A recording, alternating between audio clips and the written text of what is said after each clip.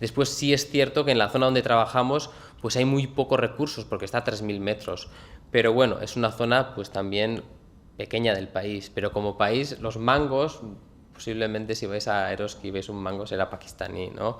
Entonces cada lugar sí tiene su recurso de productivo, su recurso que puedes sacar adelante un país, ¿no? Aparte del turismo. O también, pues bueno, puedes diversificar, ¿no? Pero apoyarte solo en el turismo, así como lo hacen los pakistaníes de esta zona, trabajando 2 meses y dependiendo todo el año con el trabajo de estos 2 meses, es muy peligroso. En Nicaragua también, Izaskun, creo que también se mantiene esa complementariedad, ¿no? Del turismo y la agricultura, ¿cómo es la...? En estas cooperativas se diseñó así, como un ingreso complementario. Y el riesgo que tiene el turismo es que es bastante más rentable que la agricultura. Entonces, por pocas horas de trabajo, atendiendo un grupo de turistas, sacas bastante más líquido que trabajando en el campo durante muchas horas. Yo creo que el matiz que añadiría es que el peligro es el monocultivo en cualquier economía, sea personal, familiar, de país. Es decir, poner todos los huevos en el mismo canasto es arriesgado. Eso para empezar. Y luego el turismo es un sector que depende de algo que no controlas, y es que venga gente. O sea, no... entonces, para mí el riesgo es el monocultivo, y el segundo matiz sería que cualquier proceso puede ser beneficioso siempre y cuando el proceso sea importante.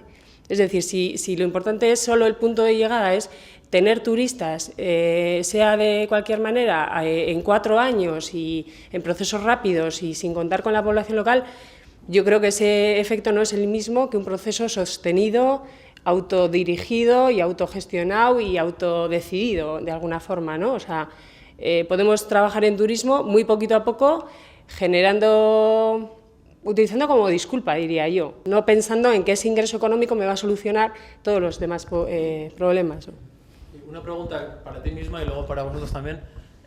A vosotros como cooperantes, que tenéis una presencia en esos países, Sigora supongo que hace pasos más fugaces, pero igual, cuando el aterrizaje en esos lugares, ¿cómo ha sido? Quiero decir, llegáis allí, ¿ha habido también errores o malentendidos o cosas que hayáis aprendido que, claro, no dejáis de llegar de fuera, ¿no? Entonces supongo que ahí hay un proceso también de choque o de adaptación o de influencias, que estamos hablando de la influencia mala del turismo, pero igual incluso los proyectos mejor intencionados, igual de repente se dan cuenta que están alterando algo para mal y aprenden de eso. No sé si habéis sacado lecciones de esas y positivas también. No sé, ¿habéis tenido algún tipo de malentendido, conflicto, o esto no funciona igual que como pensábamos, algo por ahí? Hombre, yo recuerdo que yo para cuando fui a vivir había hecho un viaje, primero el típico verano que vas a conocer, luego un segundo viaje de vacaciones, y ahí fue cuando decidí quedarme. Y la primera sensación es que no te enteras de nada. O sea, la sensación es que estás hablando castellano con gente que te entiendes en el idioma, pero que las lógicas son muy diferentes, ¿no?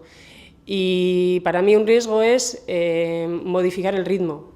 Es decir, que tú estás como liberada trabajando en proyectos de cooperación y la gente con la que trabajas no está liberada para ese proyecto. Tiene 5 hijos, 6 hijos, tiene una parcela de tierra que trabajar, y luego además trabaja en una organización cooperativista a la que puede dedicar unas ciertas horas. Si esa presencia extranjera o cooperante es muy grande, el ritmo que implica es mucho mayor que el de allí. En nuestro caso, puede ser que hayamos cometido ese error seguramente, pero la proporción de personas cooperantes respecto a la población local, pues por ejemplo en el proyecto de turismo fue 1 frente a 50 y ahora es 1 frente a 148. Entonces no es tan fuerte y aún así cometes un poco, pues nunca sabes hasta qué punto el papel que tú juegas se puede cubrir por la población local, cuándo se va a poder cubrir, es decir, ese papel, si realmente en algún momento se puede trasladar completamente o siempre va a hacer falta una persona con otro tipo de contactos, otro tipo de información y otro perfil. Ese es un poco el riesgo o el reto, ahí estamos. Y yo no sé si a ellos, en la gente maltistán, les chirriaba algo de vuestra presencia. Igual habrá otras cosas, pero a mí me viene, por ejemplo, el asunto de las mujeres, que tenían un papel muy marcado en esa sociedad y vosotros estáis intentando cambiarlo poco a poco. Entonces, eso es algo que choca un poco con la gente de allí. O sea, ¿cómo esas fricciones las habéis tenido? ¿Cómo... Sí. Bueno, yo creo que el primer choque fue con el estrés, ¿no? Llegamos ahí, les decimos que tienes que diversificar, que no puedes depender del turismo y que tienes que trabajar diferentes cereales y tal. Y llegamos ahí y somos los estresados, ¿no? Y ellos están tranquilos al final, ¿no? Depende mucho, igual se les puede caer como se les ha caído en el 11S, ¿no? Pero tampoco es una preocupación, porque hasta que no pase, pues no pasa, ¿no? Así como ha pasado con la catástrofe de Talis, que se ha llevado a 35 casas el año pasado y este año a otros 60, pues en total medio pueblo. Hasta que no pase no se dan cuenta de la magnitud que puede tener la catástrofe, ¿no? Entonces eso, primero eso, los estresados que somos nos tachaban de estresados, ¿no? Y es cierto, en cierto sentido, tampoco... Porque ellos también te contaminan un poco de su calma, ¿no? Y el equilibrio que se hace al final es bonito. Y después también lo que comentabas de la mujer, sí ha sido un conflicto. Bueno, yo como hombre no he tenido ese conflicto, pero sí todas las mujeres que han ido, sobre todo la última experiencia así importante ha sido la topógrafa, ¿no? Que en febrero fuimos un grupo de trabajadores, entre ellas una arquitecta y una topógrafa, que para nosotros es igual, un arquitecto puede ser chico o chica, pero para ellos ver una topógrafa en el pueblo a 3.000 metros haciendo las mediciones, pues era una cosa pues casi del demonio, ¿no? Y en las reuniones que teníamos que introducir también a la mujer, porque cuando estás diseñando un pueblo nuevo y estás construyendo 35 casas, ellos no concibían que había que escuchar a la mujer, porque ya los hombres tenían claro de cómo tenía que ser la casa, qué medidas tenía que tener, cómo tenía que ser todo. Pero, por ejemplo, cuando empezamos a diseñar la ubicación del baño, si tenía que tener agua o no, pues no se enteraban mucho, ¿no? Y ahí surgió el conflicto de meter a las mujeres dentro del comité de trabajo, ¿no? Entonces, bueno, esos dos choques sí son... y se repiten, ¿no? Cada año. Y después también es muy bonito cómo ya nos tienen... nos entienden a los vascos, ¿no? 15 años de experiencia de porteadores es dormir mucho con los vascos, dormir mucho con los Félix y Alberto. Entonces ya saben perfectamente cuándo nos enfadamos, cuándo estamos alegres, qué nos está un poco fastidiando, y juegan mucho con ese límite, ¿no? Entonces son unos guías, aparte de guías de montaña, son unos guías de saberte llevar a donde ellos quieren, pero de forma muy fácil, ¿no? Por la experiencia que tienen con los vascos. Diego, creo que quieres meter baza por algo.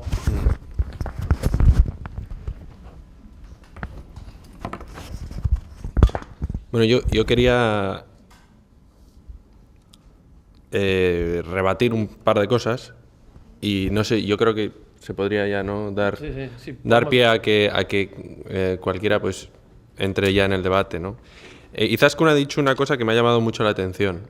El flujo de turistas es algo que no puedes controlar. Como si pudiésemos controlar los elementos en la agricultura o pudiésemos controlar las crisis económicas en la industria, ¿no? Yo creo que el flujo de turistas es algo que sí que se puede controlar bastante mejor. De hecho, vuelvo a coger el ejemplo de Tailandia, que es un país que ha sufrido también problemas políticos muy graves, como los disturbios del año pasado contra los camisas rojas y las camisas amarillas, que dejaron 90 muertos en Bangkok, que se dice pronto. Y es un país que, a pesar de todo eso, ha conseguido que su turismo lleve una tendencia ascendente que suponga el 14% del Producto Interior Bruto, que estamos hablando de mucho dinero. Y en un momento de crisis como el que estamos viviendo, yo creo que el turismo, si se sabe controlar, que ese es el problema. El problema no es que venga gente, el problema es el comportamiento de esa gente. Y en eso yo creo que influye tanto la educación de los que vienen como la educación de los que les reciben y la oferta que se les da, ¿no? Yo creo que las ONGs en este caso hacen muy bien a la hora de presentar diferentes posibilidades para que el viajero, porque no todo el viajero puede pasarse no sé cuánto tiempo con una familia, ¿no? Hay gente también que lo que quiere es ver monumentos. No podemos olvidar que el turismo masivo es el que realmente trae dinero. Y ahora podemos ser más realistas o menos realistas, pero lo que hace falta es dinero. Entonces, ese turismo, el turista que viene a Bilbao, por ejemplo, un día y se va al Guggenheim y se va a comer unos pinchos en la parte vieja, pues quizás sea lo que necesitemos, más que el que se va a Hernani o el que, pues hace un poco el recorrido por la costa. En cuanto a lo que decía Ortzi de las fricciones que suele haber con la población local, en este caso me ha sorprendido el tema de la mujer, y es algo que he mencionado antes. Yo soy bastante anti-ONG, tengo que reconocerlo. Al final, yo creo que muchas ONGs incurren en lo que quieren evitar, que es modificar las costumbres y la cultura de la gente. Al final, aunque haya un cooperante por 147, ¿no? Es el cooperante el que dice lo que se hace, más o menos, ¿no? Y cómo se tiene que hacer. Y que me corrijan si no es así, pero yo es lo que he visto en muchas ONGs a través de diferentes emergencias, diferentes proyectos, ¿no? Al final es el blanco el que va allí a decir cómo se hacen las cosas porque es así como se tiene que hacer y como esa es la forma en la que hay que hacer. Y en este caso la mujer, no sé en Pakistán, pero yo estuve en Pakistán durante el terremoto de 2005 y el año siguiente durante el proceso de reconstrucción, y me di cuenta de que muchas ONG habían fracasado completamente en su programa de reconstrucción porque habían intentado incluir de forma artificial a la mujer, y eso es algo que, bueno, pues muchas veces no se puede hacer como nosotros creemos que se debería hacer, ¿no? En cuanto al turismo, yo creo que es una fuente de ingresos, tanto el masivo como el alternativo, que hay que saber canalizar y que hay que saber explotar de la mejor forma posible para que al final todo el mundo se beneficie. Y Tailandia sigue siendo un buen ejemplo porque, aunque muy poca gente, si se compara con los millones de habitantes, participa dentro del turismo, al final ha conseguido que Tailandia sea uno de los mejores países en el sudeste asiático gracias a todo lo que lleva, porque hablamos de puestos de trabajo directos, pero hay muchísimos indirectos al final.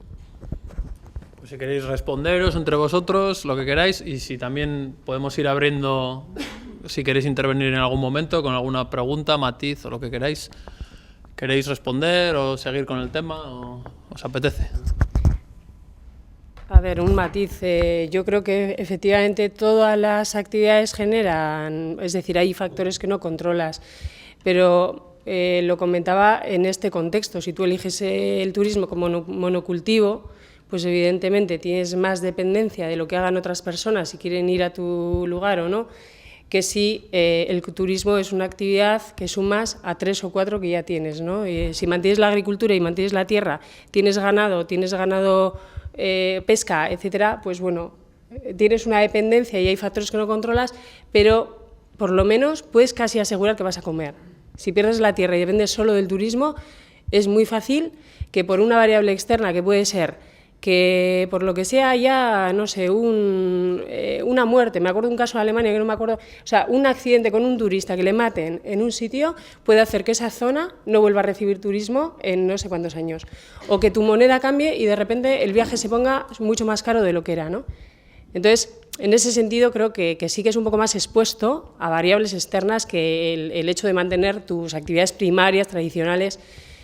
Y luego el tema de la cooperación, no voy a ser yo quien defienda a las ONGs, porque ni me siento cooperante profesional, ni, bueno, en este mundo de las ONGs hay de todo. Hay ONGs multinacionales que tienen miles de personas en plantilla, hay ONGs que son mucho más pequeñas y hay ONGs que somos gente voluntaria. O sea, la diversidad de la cooperación es total, ¿no? Los estilos de cooperación son muy diferentes y yo sí creo que incides, eres una persona externa, pero también el ayuntamiento cuando pone una política incide en la población local. Es decir, no tengo ningún complejo por ser europea y trabajar en Nicaragua, porque depende de cómo trabajes, depende de qué intereses defiendas, puedes estar más cerca de la población campesina de lo que está su gobierno. O sea, a ese nivel yo creo que también hay que quitarse complejos a la hora de ser, ¿no?, europeo, mujer y blanca. Bueno, pues sí, yo puedo defender una serie de actuaciones, no defiendo todas las actuaciones de la cooperación, pero tampoco las del gobierno nicaragüense. Yo también quería entrar un poco en tema de las ONGs y todo eso, ¿no? O sea, yo creo que cuando dicen, a mí no me gustan las ONGs, ¿te gustan los negros, los chinos, los vascos, los españoles? ¿Qué te gusta, no? O sea, habrá un poco de todo en todos los sitios, habrá de todo tipo de vascos, habrá todo tipo de negros, todo tipo de chinos y todo tipo de todo, ¿no? Y las ONGs, como decías tú, yo comparto esa opinión de que hay todo tipo de ONGs como en todos los sitios. Pero sí hay una cosa clara, que las ONGs parten, aunque estemos gente de todo tipo trabajando dentro, parten con unos principios, que no parte la industria. Entonces, por eso yo creo que sí tienen una oportunidad que no tiene, por ejemplo, la industria, ¿no? La industria, el objetivo está claro, hacer dinero. Si te tienes que pasar por encima a todo un continente, pues te pasas el continente por encima.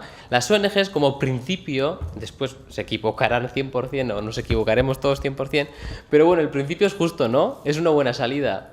Qué menos, ¿no?, que darles una oportunidad. Entonces, eso es lo primero con las ONGs. Después, el tema de turismo como economía. Yo lo veo más como un intercambio. Tú decías eso, Hernani, los pinchos. Nosotros cuando vamos a Pakistán, lo poco que igual que dejamos es dinero, ¿no? Porque vamos allí y todos los fondos se utilizan para trabajar. Al final se compra el estudio topográfico que haga falta, el ordenador, el tal, y ahí después pues no gastamos nada. 2 tés y a las noches pues una ensalada. Y te vuelves con 8 kilos menos, pero bueno, vuelves con una sonrisa que no te entra en la boca, ¿no? Porque es una experiencia que lo has ganado y hay una toma y daca. Yo creo que el viaje se caracteriza por la toma y daca, que no es que tú vayas ahí y veas y traigas todo, ¿no?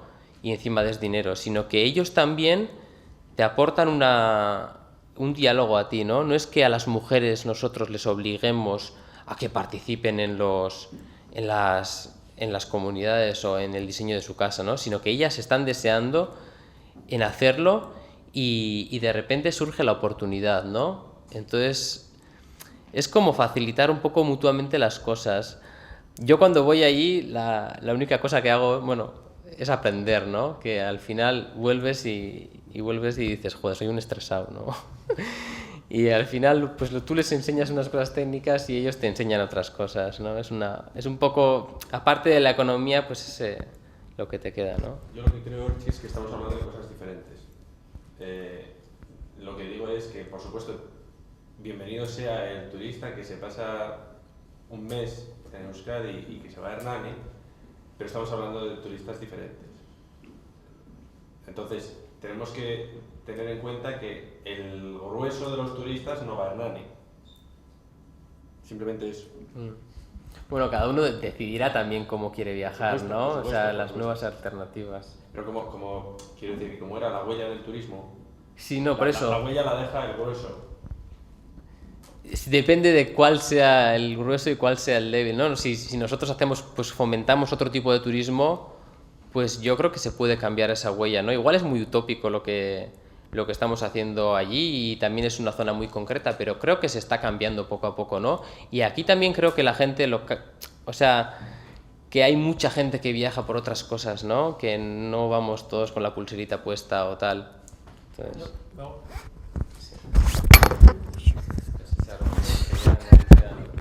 Así llega hasta el final.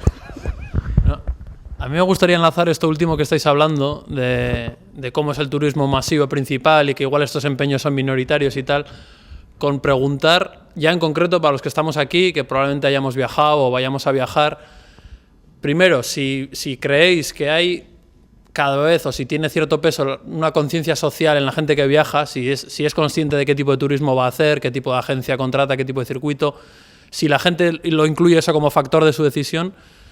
Y después, ¿qué diríais pues a los que estamos aquí? En fin, ¿qué cosas creéis que habría que tener en cuenta cuando uno viaja ya en concreto, ¿no? Ya aparte de, seguimos si queréis con las ONGs y la cooperación y tal, pero como viajeros cualquiera de nosotros, si esas cosas empiezan a tener, no sé si porque están de moda o si es una moda buena, si cada vez hay más agencias.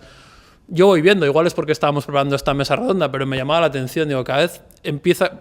¿Eso realmente está creciendo? ¿La gente lo tiene en cuenta? ¿O luego en la realidad nos importa poco? ¿Cómo creéis que está la cosa?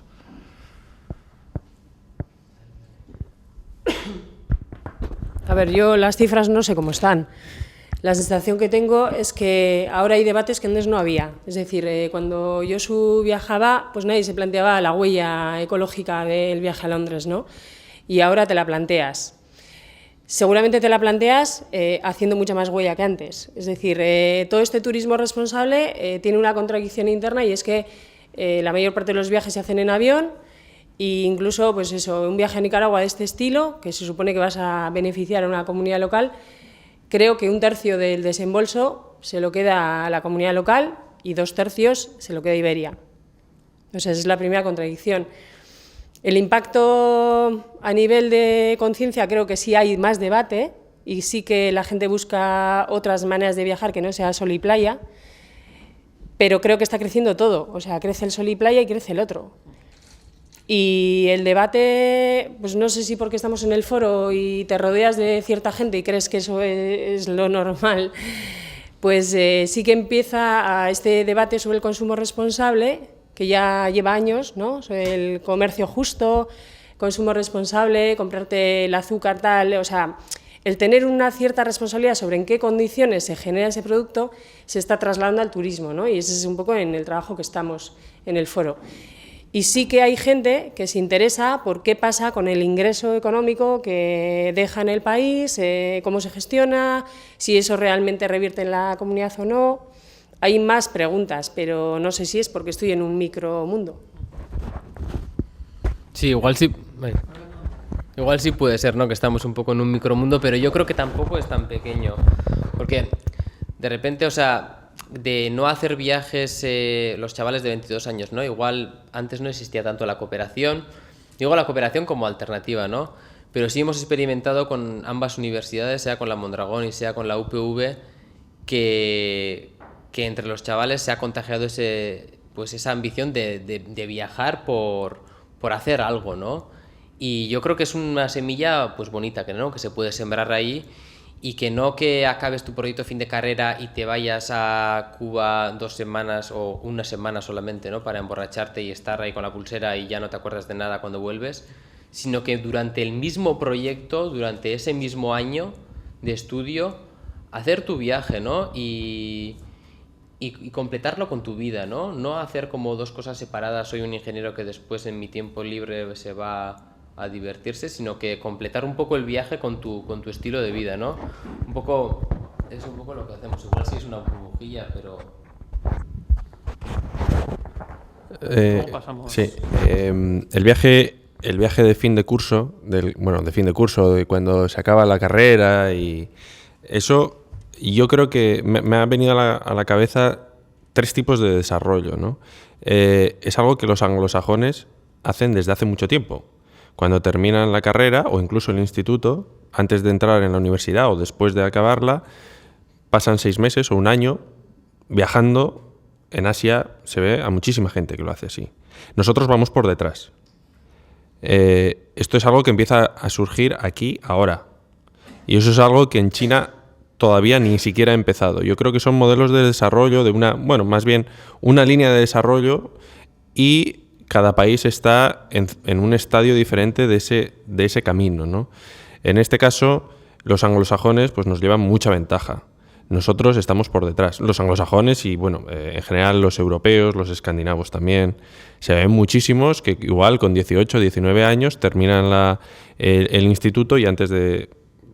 los encuentras por todas partes haciendo de mochileros, ¿no? Eso es algo que cuando yo fui a China por primera vez no había, vascos había 2, catalanes 4 y sevillano 1 entre 12.000. Quiero decir que es algo que va surgiendo según nuestro desarrollo no ya económico, sino cultural y social. Es algo que pronto veremos en China también. Los chinos tienen muchas dificultades para conseguir visado, se les da